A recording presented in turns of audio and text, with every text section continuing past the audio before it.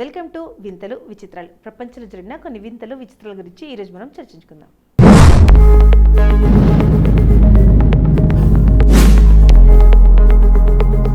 Kurnool Muchumarri social మీడియాలో viral అయ్యే వీడియోలు కొన్ని జనాల దృష్టిని ప్రత్యేకంగా ఆకర్షిస్తుంటాయి.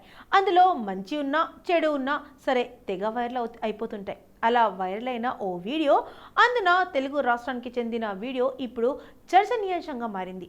తాజాగా ఈ వీడియో ఓ యువతి తన భర్తతో అందరి ముందే అదచుంబనం కానించేసింది. అయితే అది కావాలని చేసింది కాదు. నిజానికి వివాహ వేడుకల్లో పెళ్లి తంతులో భాగంగా వధూవరులతో సంప్రదాయబద్ధంగా కొన్ని పనులను పూజారులు దగ్గరుండి చేయిస్తుంటారు.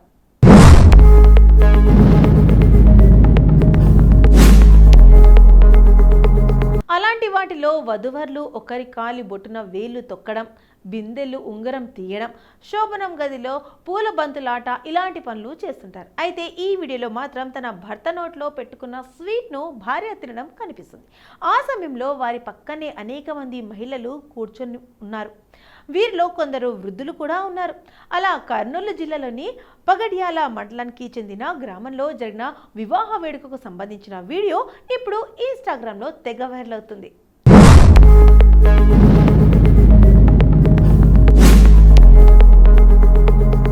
ఆమ్ ఆద్మీ పార్టీ జాతీయ కన్వీనర్, ఢిల్లీ మాజీ సీఎం అరవింద్ కేజ్రీవాల్ ఇంట శుభకార్యం జరిగింది. కేజ్రీవాల్ కూతురు హర్షిత్ తన ఐఐటిఎన్ స్నేహితుడిని వివాహమాడారు. కుటుంబ సభ్యులు, కొద్దిమంది రాజకీయ సన్నిహితుల సమక్షంలో ఈ వేడుక జరిగింది. అయితే ఈ వేడుకలో కేజ్రీవాల్ చేసిన సందడి ఇప్పుడు నెట్టింట వైరల్గా మారింది. ఢిల్లీలోని షాంగ్రీలా ఏరోస్ హోటల్లో గురువారం కేజ్రీవాల్ కూతురి నిశ్చితార్థం కార్యక్రమం జరిగింది. ఈ వేడుకకు కుటుంబ సభ్యులతో పాటు పంజాబ్ సీఎం భగవంత్ మాన్, ఆప్ నేత మనీష్ సిసోడియాలు హాజరయ్యారు. ఈ వేడుకల్లో పుష్ప 2 చిత్రంలోని అంగారొంక అంబర్సా పాటకు సతీమణి సునీతతో కలిసి కేజ్రీవాల్ హుషారుగా స్టెప్పులు వేశారు. జనాల గోల మధ్య కేజ్రీవాల్ వేసిన స్టెప్పులు ఇప్పుడు నెట్టింటగా వైరల్గా మారాయి.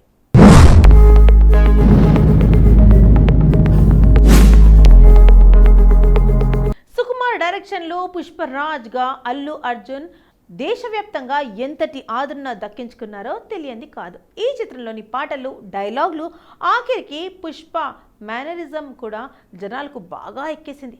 మరోవైపు వివాహ కార్యక్రమానికి హాజరైన పంజాబ్ సీఎం భగవంత్ మాన్ కూడా పంజాబీ స్టైల్లో చిందులేసి ఆకట్టుకున్నారు.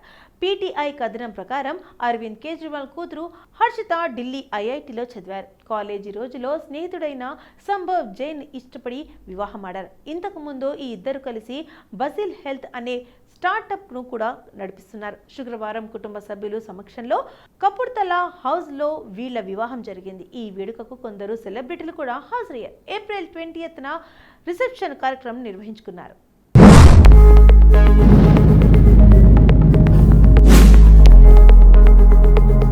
అమ్మా సుధా, పేరు మార్చాం, బాగా చదువుకున్నావు, మంచి ఉద్యోగం చేస్తున్నావు, మా వయసు మీద పడిపోయిందని నిన్ను ఓ అయ్య చేతిలో పెట్టాలని మీ నాన్న కంగారు పడుతున్నారు. నీకు ఎలాంటి అబ్బాయి కావాలో చెప్పు, సంబంధాలు వెతుకుతాం అంటూ జానకి తన కూతురికి విజ్ఞప్తి చేసింది.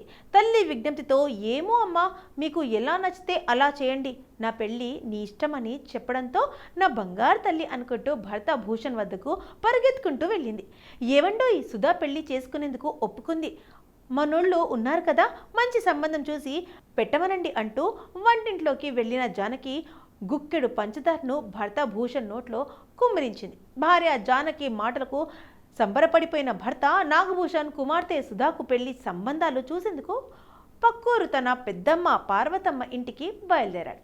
ఈ స్టోరీ వినడానికి ఎంత బాగుంది, కానీ అదే సుధని పెళ్లి సంబంధాలు చూస్తాం, ఎలాంటి అబ్బాయి కావాలో చెప్పమ్మా అంటూ అడిగిన తల్లిదండ్రులకు ఎలాంటి కోరికలు లేవంటూనే తనకు కాబోయే వరుడిలో 18 రకాల కోరికలు ఉండాలంటూ తన కోరికల చిట్టా విప్పితే ఎలా ఉంటుంది? ప్రస్తుతం ఓ యువతి విషయంలో అలానే జరిగింది.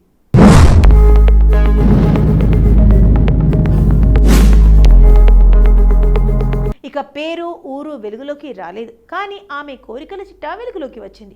ఆ కోరికల చిట్టా ప్రస్తుతం సోషల్ మీడియాలో వైరల్గా మారింది. జీతం ఏడాదికి $3 లక్షల సంపాదించాలి, మన కరెన్సీలో దాదాపు 2.5 కోట్లు అన్నమాట. జనరస్ స్పాయిల్గా ఉండాలి అంటే భోజనం, ప్రయాణం, ఫ్యాషన్ ఇలా ప్రతిదీ కాస్ట్లీగా ఉండాలి. లగ్జరీ లైఫ్ ఇష్టపడాలి. అలాంటి నన్ను నిజంగా ప్రేమించాలి అని విషయాల్లో నాకే ఫస్ట్ ప్రయారిటీ ఇవ్వాలి. ఎమోషనల్, ఇంటెలిజెంట్, సెల్ఫ్ కాన్ఫిడెన్స్గా ఉండాలి. నైట్ ఎప్పుడైనా బయటికి వెళ్తే షాడోలో నన్ను వెంటనే ఉంచాలి. ఉన్నత లక్ష్యాలను నిర్దేశించుకొని వాటిని సాధించడానికి నిరంతరం దూరదృష్టితో కష్టపడి పనిచేసే వ్యక్తి కావాలి. కుటుంబానికి ప్రాధాన్యత ఇవ్వాలి. ఇష్టమైన వారితో గడపడం, తరచుగా కుటుంబ విలువలు, సాంప్రదాయాలు, బాధ్యతలకు ప్రాముఖ్యత ఇవ్వాలి. సోషల్ మీడియాలో షో ఆఫ్ వద్దు. ప్రైవసీ ఇష్టం. శృంగారం విషయంలో నమ్మకంగా ఉండాలి. నాకు పిల్లలు వద్దు. ఆ విషయంలో జాగ్రత్తలు తీసుకోవాలి. ఇంటి పని, వంట పని ఇలా అన్నింట్లో సహాయపడే వ్యక్తే జీవిత భాగస్వామి కావాలని పోస్ట్లో పేర్కొంది.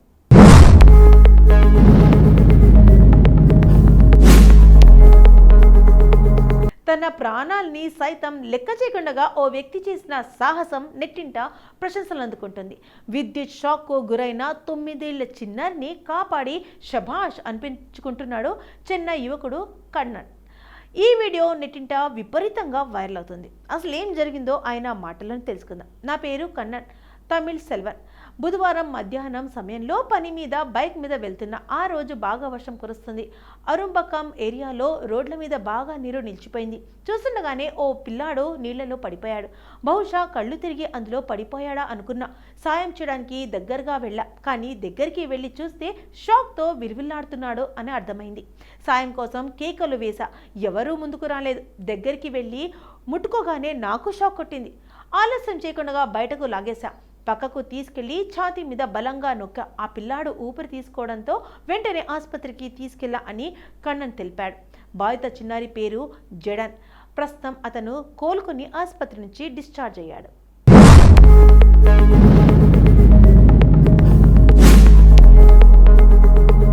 సీసీటీవీ ఫుటేజ్లో ఆ ఘటన రికార్డ్ అయింది. కరెంట్ షాక్తో విలువిల్లాడుతూ ఆ బాలుడు నీటిలో కుప్పకూలిపోయాడు. అది గమనించిన కన్నన్ దగ్గరగా వెళ్ళాడు. తన ప్రాణాలను సైతం లెక్క చేయకుండా కాపాడాడు. కాస్త ఆలస్యమైతే ఆ చిన్నారి ప్రాణాలు పోయేవే. ఆదివారం నుంచి ఆ వీడియో వైరల్గా మారడంతో కన్నన్ పై నెటిజన్లు ప్రశంసలు కురిపిస్తున్నారు. నిజమైన హీరో అంటూ కొనియాడుతున్నారు. జడన్ తండ్రి రాబర్ట్ ఓ ప్రైవేట్ ఉద్యోగి. ఆరుంబాక్లోని మాంగ్లీ నగర్లో నివాసం ఉంటున్నాడు. ఆ రోజు జడన్కు ఆరోగ్యం బాగోలేదట. కానీ హార్షిక్ పరీక్షలు ఉండడంతో బడికి పంపించా. పరీక్ష రాశాక ఒక్కడే తిరిగి వచ్చాడు. ఈ క్రమంలోనే ప్రమాదానికి గురయ్యాడని చెబుతున్నాడు డయన్. జడన్ ఐడి కార్డు మీద ఉన్న నెంబర్ చూసి కన్నన్ ఫోన్ చేశాడు. తన బిడ్డ ప్రాణం కాపాడిన అతనికి జీవితాంతం రుణపడి ఉంటానని చెబుతున్నాడు రాబర్ట్. సోషల్ మీడియాలో ఈ ఘటన వైరల్ కావడంతో అరుంబకం అధికారులు స్పందించారు. అండర్ గ్రౌండ్ కేబుల్ దెబ్బతినడం వల్లే ఈ ఘటన జరిగిందని వివరణ ఇచ్చుకున్నారు.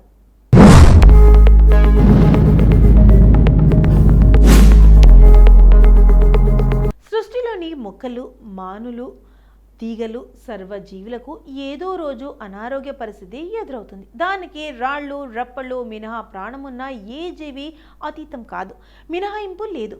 కొన్ని జీవులు తమకు వచ్చిన అనారోగ్యాన్ని, అస్వస్థతను తమ అలవాట్లను బట్టి మాన్పుకుంటాయి. మళ్ళీ ఆరోగ్యాన్ని సంతరించుకుంటాయి. పులులు, కుక్కలు, చిరుతలు, ఆవులు వంటివి ఒంటి మీద గాయాలైతే వాటి లాలాజలంతోనే వాటిని తగ్గించుకుంటాయి. నాలుకతో నాకడం ద్వారా గాయాన్ని నయం చేసుకుంటాయి. మరి కాలజ్ఞానిగా పేరొందిన కాకికి ఒంట్లో బాగలేకపోతే ఏం చేస్తుందో తెలుసా? చీమలు ఎక్కువగా ఉన్న పుట్ట దగ్గరకు వెళ్తుంది. అక్కడ చుట్టూ చీమలున్న స్థలాన్ని చూసుకొని తన కాళ్ళు చుట్టూ చీమల ఉండేలా ప్లాన్ చేసుకొని అక్కడ కూర్చుంటుంది. కదలకుండా రెక్కలు చాచి నిలబడుతుంది. ఒక్కో చీమ తన శరీరంలోకి చొరబడి కొడుతుంటాయి. అయినా సరే కాకి ఏమాత్రం కదలిక లేకుండా నిలబడుతుంది. అతడు సినిమాలో బ్రహ్మానందం మాదిరిగా కమాన్ హిట్ హిట్ మీ ఆర్ అన్నట్లుగా కమాన్ రండి కుట్టండి, అందరూ కలిసి ఒకేసారి కుట్టండి అంటూ అలాగే ఉంటుంది తప్ప కదలదు.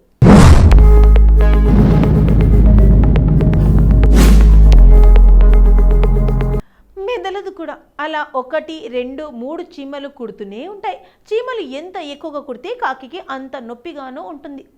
అదే తరుణంలో అంత త్వరగా తన జ్వరం తగ్గిపోయే మళ్ళీ ఆకాశంలో రివ్వున ఎగిరేందుకు శక్తిని సంతరించుకుంటుంది. చూసారా, నోరులేని జీవులు తామే సొంతంగా రోగాలను నయం చేసుకుంటున్నాయి.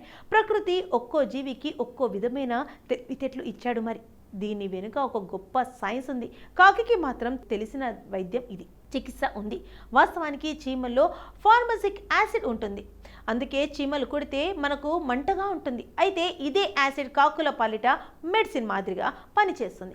చీమలు కుట్టడం ద్వారా కాకి శరీరంలోకి కొంత మొత్తంలో ఫార్మసిక్ యాసిడ్ చేరుతుంది. ఇది శరీరంలోని వైరస్, బ్యాక్టీరియా, ఇతర రోగకారక క్రిములకు నశింపజేస్తుంది.